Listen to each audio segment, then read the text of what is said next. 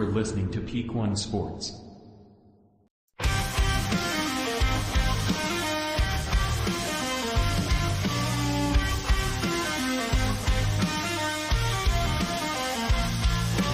Ashton with the score dates. Tony breaking down headlines.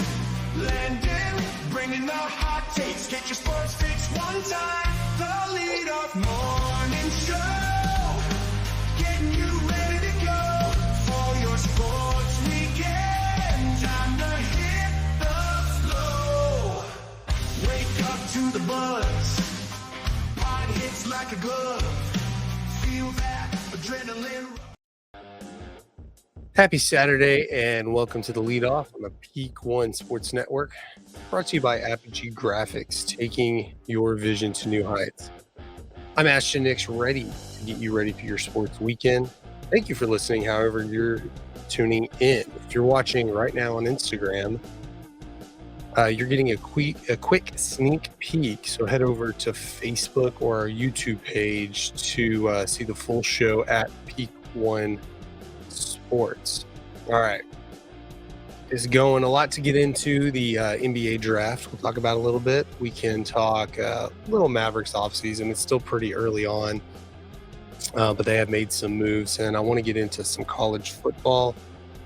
But first, say goodbye to unruly behavior and hello to a well-mannered pup. The Dapper Dog Academy stands out as a top-notch canine training institute located in Cleburne and serving the DFW Metroplex. The Dapper Dog Academy has been working with our golden retriever, Barkley, for a few weeks now, and just they're doing a great job. Night and day difference on some of his behavior and some of the issues we were having, but I mean, he is a puppy. You're going to see that anyways. To get your dog in there now, you can contact Korri at the Dapper Dog Academy on Facebook or call and schedule a consultation today. All the info is in the description box below. Again, thank you for listening. All right, NBA draft, a lot of highlights, but I'll go through a lot of those, but I think the biggest story is that Bronny James selected by the Lakers at pick 55. Bronny did post on social media saying that he was beyond blessed. For those of you who don't know, I assume everybody knows, Bronny James is LeBron James' eldest son. Played for USC and now in the NBA for the moment.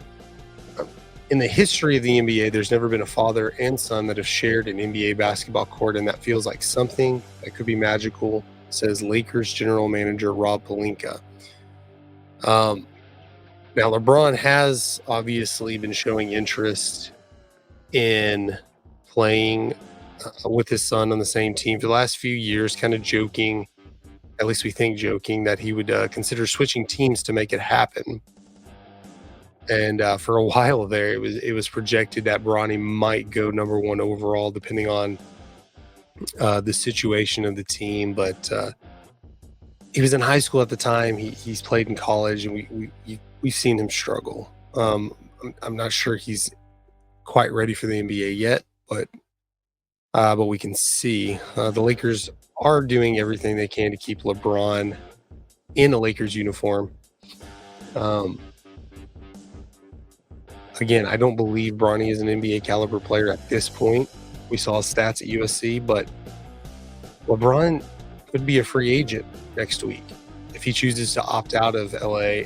But I have a feeling he's going to stay because obviously I don't know that he would have actually forced his way onto a roster depending on who drafted Bronny, but the fact that LA drafted him, that would sort of be ridiculous if he ended up opting out anyways. I think he used his power at B to get Bronny drafted. You know, I don't know that he would have been drafted. He may have stayed at USC if LeBron wasn't pushing for this. And I don't know. I don't have the quote in front of me. I'm actually using one of my phones to record, so I don't have, I saved a quote, and I don't even know if it's true, but a couple of reliable sources shared the meme or shared the screenshot of it. LeBron saying that all the teams that passed on his drafting his son are going to regret it. They missed out on a really good quality player. I don't think he can believe that himself. He's just delusional if he thinks, not that Bronny can't grow and mold into a really good player, but at this point, I just don't see it. You see players of his status outside of being LeBron James's son, and they're probably going undrafted. I think Bronny would do better to stay at USC, but who knows? There's no guarantees that Bronny will even make the roster next season, but that's why we have what is it called now? The G League? Gator, I think it's sponsored by Gator. Yeah, the G League. Used to be the D League, Developmental League. That's what they have it for. And even Mark Cuban's alluded to, it's better to go play in the Developmental League than to stay in college if you're playing to be on an NBA roster. So that's what I see, that unless LeBron pushes his power a little bit more, I see Bronny playing on whoever the G League affiliate is of the Lakers. But it's going to be pretty cool, exciting to see LeBron and Bronny play on the same court if that does indeed happen. I'm of course going to watch it. First time it's ever happened, so hats off. Maybe Bronny will make an NBA career out of it. Anyways, we'll see. A pretty good NBA career. Okay, now forgive me. I'm going to preface this. I'm going to butcher a lot of names here. I did a little bit of research on how to pronounce it. I've got multiple different pronunciations. And I'm only going to say the name once. So I didn't work that, I didn't go too in depth on that. But number 1 overall pick, the Atlanta Hawks take Zachariah Rashur. I know that's not right. Forgive me, but I had terrible times pronouncing Wembanyama when he was, first being scouted. So we'll get there. He played for France, goes number 1 overall to Atlanta. College basketball's player of the year the last couple of years. Zach Edey goes to Memphis at number 9. I thought that was a big surprise because I thought he might be a late first round pick, possibly drop into the second round. Just the game he plays just isn't, I don't think it's as acclimable. What's wrong with me today? To the game the NBA players play today. Like, he's not a great 3-point shooter. He's got to be really physical. I think he'll do pretty good regardless, but he does go to the Grizzlies at number 9. Let's get to the Mavs a little bit. Obviously, they didn't have a first-round pick, building a roster, but they did have the 58th pick, swapping picks with New York. The Mavs get Melvin Ajinka from the Knicks at 51 and send the 58th pick, Ariel Bukaporti, to New York. Ajinka played for San Quentin BB in LNB Pro A, France's top-tier league. As a 6'8", 19-year-old forward, I think he could possibly be a contributor for the Mavs this season. I know the bad luck they've had with players in the draft outside of that 1 year where you got Luke and Brunson in the same draft. Outside of that, the Mavs just haven't drafted well. They traded a lot of their draft picks away and not had to really be successful in the draft. But I think this is a good pick for such a late pick in the draft. I think you develop him well. He could be a rotation player late in the season. We'll see. I mean, we thought the same thing about Derek Lively, that it'll be a couple of years, but he contributed right away. He did great in the playoffs. So who knows? This could be a really good role player for the Mavs. I think because he's a good shooter, little sketchy on 3-pointers, but that's something that can be developed. He has the potential, I think, to be a starter in a couple of years for this team. Obviously, it depends what the roster looks like in a couple of years. Right now, they're talking about getting Klay Thompson. So that, I know Klay Thompson is a guard, not a forward, but depending on if you have Kyrie, Luka, and possibly even Klay Thompson for the next couple of years, if Klay can stay healthy, it'll be very top heavy on that roster. So we'll see. Melvin and Jinko jump there. The Mavs also did send Tim Hardaway Jr. and 3 second-round picks to the Pistons, and in return they got Quentin Grimes. This move's really to free up some cap space. They did say they can now re-sign Derrick Jones Jr., which was a good player in your run in the playoffs, your deep run. Tim Hardaway outside, like he had a really good game in the a really good fourth quarter, and was it game 4 of the finals when the Mavericks just blew out the Celtics, the one game they won, where he hit like 5 threes in the quarter, and that was he was on a short list of players to hit that many threes in a finals quarter. But outside of that, Hardaway's been up and down. Really been I want to say disappointing. Like, obviously he came over in the Porzingis trade. He was an immediate improvement. He was got on the team, was a starter for a while on a Mavericks team that didn't make the playoffs for a couple of years. It's not great, split hairs here, but he's coming into the final season of his contract. He hadn't really lived up to it because he's had such a big contract. Taking Hardaway was kind of the reason you got Porzingis, like, to take that contract. It was a big contract, and maybe he lived up to it for the first year. But now he's struggled the last couple of years. He averaged 15.2 points per game in his tenure with the Mavericks. Now, Quentin Grimes, I mean, I think he could be a decent player. You're not really. I think really this move is to get Hardaway off your books for this final year. Re-sign Jones Jr. We'll see what Quentin Grimes can be. Outside of freeing up cap space, you do get a much younger player. I think he's 8 years younger than Hardaway, and at nearly a fourth of the salary. Hardaway was going to make $16 million this year. Grimes is a little over $4 million on the cap hit. So we'll see what happens. He's, you've seen bigger surprises, I know. We've been saying it for months. Don't bet with your gut. Check out Betalytics and get help making your picks. AI is part of all of our lives now, and it seems like it's going to be even more increasingly, even more in the next few years. Betalytics uses AI. They use AI algorithms to run the numbers and make the most accurate picks possible. Use promo code PEAK1 for 25% off when you sign up today. Go to betalytics.com to start betting smarter. Okay. I promised you some college football. Really, we're going to talk about a new stadium here coming in the next, and I don't know the timeline, probably the next 3-4 years.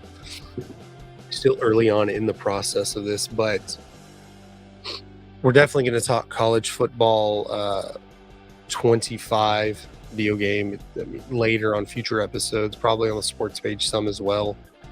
A lot coming from that. We're going to do some streaming. We're going to create some content through that video game.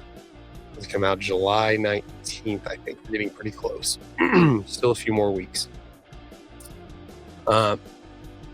Here pretty soon, I think probably after the college football game comes out, we're going to, do previews, preview the season, do, our top 25 teams, or at least our top few teams. It's still a little early on to get into all that. Remind everybody on some conference realignment, because I know it's hard to keep up with, especially this year with Stanford and Cal in the ACC, Oregon, Washington, USC, UCLA, and the Big Ten, and then there's other teams going to the Big 12. We'll keep y'all up to date with that. But this is a pretty cool nugget here we're going to get into. Get to my images real quick. Northwestern has released early design concepts for the new Ryan Field very early. Let's not get hung up on all, on what these images exactly look like. It'll change. We'll pull these up here. And this will be a privately funded stadium. Stadium will emphasize fan experience. Now, privately funded, the key word. There's no taxpayer dollars involved here. And again, they will emphasize campus and fan experience, accessibility, sustainability, while creating a year-round community asset for Northwestern and Evanston communities. There, we'll look at the outside a little bit. These are just very early renderings. Maybe they look something like this. Sort of, I think the top's going to be close to what Baylor University at McNeely Stadium sort of looks like. Go back and forth. It's really slick outside look. I think it looks more like a college building than a stadium that just stands out and is meant, kind of like an eyesore. I think it looks like it's meant to kind of blend in with other university buildings, which is a cool feature. Go back to the inside. This just looks like top notch. I mean, Northwestern is in the Big Ten. They don't look it sometimes. I mean, they've had success recently. What is it? They've won their division, the Big Ten West, I want to say 2 times in the last 6 years. But this is a top-notch Big Ten stadium. A couple of more nuggets here. A more intimate setting is what they signify this. Significantly smaller crowds designed for a maximum capacity of 35,000. That's more than 12,000 fewer than the current Ryan Field. This stadium, early renderings, this stadium looks like it holds more than 35,000. I know they're just kind of trying to get the feel of it. I guess the upper and lower decks are a lot smaller, but to have the 3-level concept with looks like probably suites in the middle, that's interesting that it's only going to have a capacity of 35,000. And a lot of stadiums, you don't, when they build them, you don't, I think now you see them more, they're going more towards smaller crowds, being able to sell them out, because Northwestern's not a huge powerhouse. They are a top-notch Big Ten school, but they have on years, they have off years, and I think right now, say more than 12,000 fewer. So I guess the current Ryan Field's about 49,000 capacity, up to 50,000 maybe. When Northwestern's not doing all that well, it may be hard. I imagine it's hard to fill out that stadium. Even I think when you're Ohio State, Michigan, Alabama, Texas, a school like that, even in down years, you're probably still filling out the stadium. This is going to have a state-of-the-art canopy design to focus noise and light on the field. Like I had mentioned, I'm making a comparison to Baylor. I'm sure a lot of stadiums have this canopy style, but I drive by, Baylor University is about an hour and a half from where I live in DFW, so I drive by it fairly often, so I see it a lot. Outside, I know Baylor Stadium is more like the horseshoe with the canopy, but this obviously, what it looks like in these renderings, is just going to be a full bowl. The new Ryan Field is being developed as a modern stadium campus with beautiful plazas and exceptional new community park, as well as other public accessibility for green spaces for residents to enjoy year-round community activities, as we said. So going back to this, you see, if you notice the building to the left, sort of looks like it probably matches the stadium design.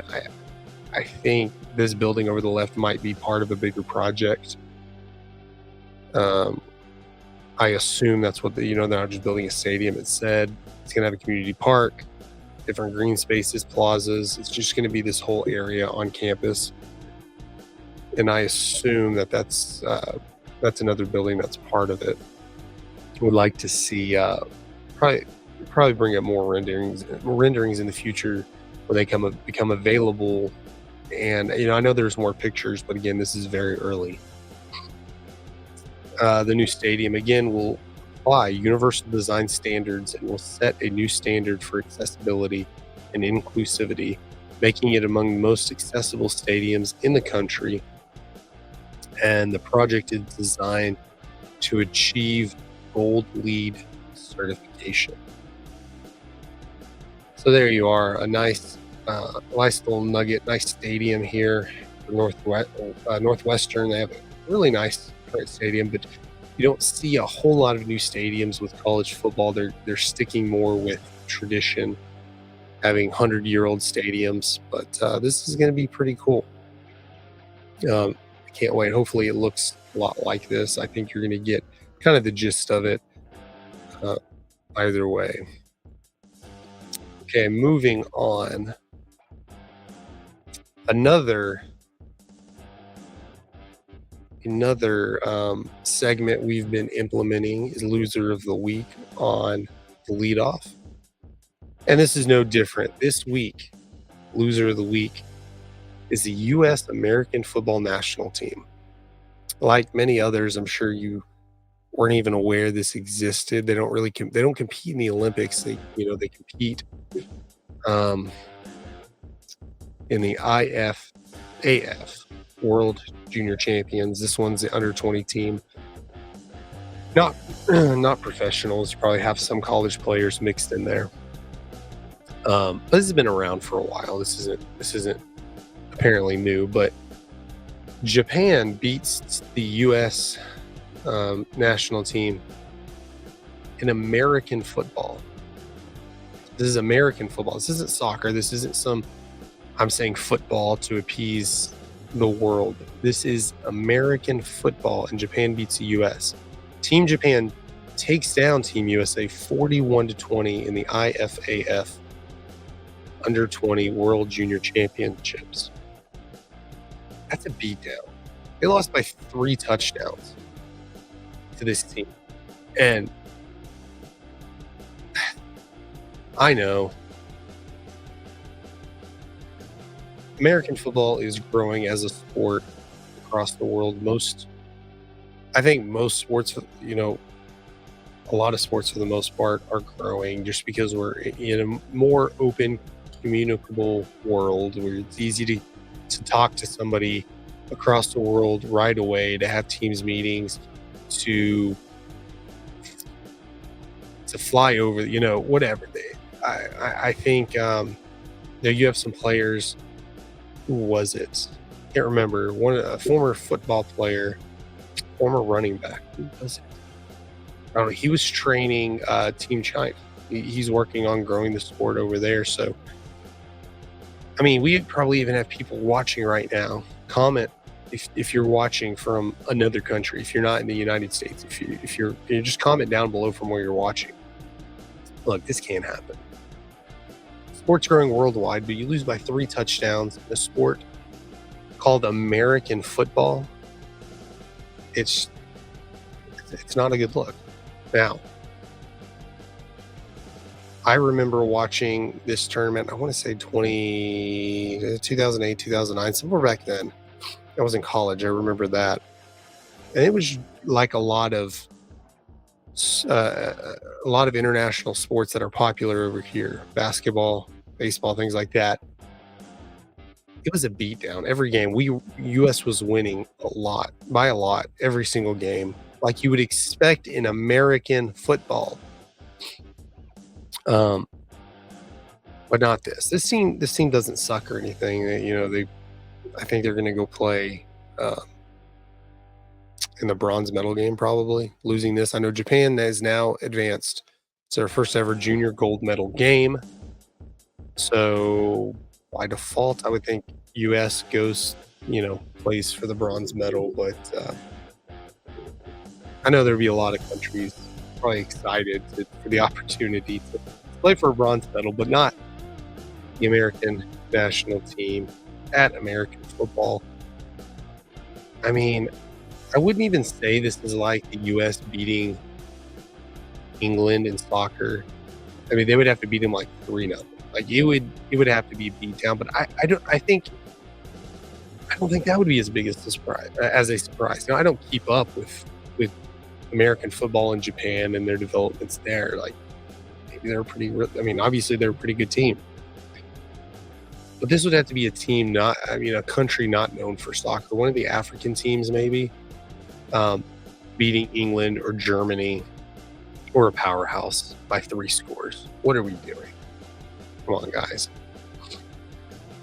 American football. The U.S. losing by 3 touchdowns in American football. And I take this personally. I take this seriously because obviously live in Texas. Football is a big part of our culture here. I'm part of producing Texas high school football here on Peak One Sports. We can't do this. Come on. Hopefully this is a wake-up call and they go back to dominating every year like they're supposed to. But it's definitely a wake-up call for the rest of the world to know that, hey, they're beatable. Gosh. Thank you for watching this episode of the Leadoff, however you're tuning in. Sorry to end on such a somber note there. But go ahead and hit that like button if you like the show. If not, hit it twice. And don't forget to subscribe. I'm Ashton. Have a great Saturday and a great weekend. See you later.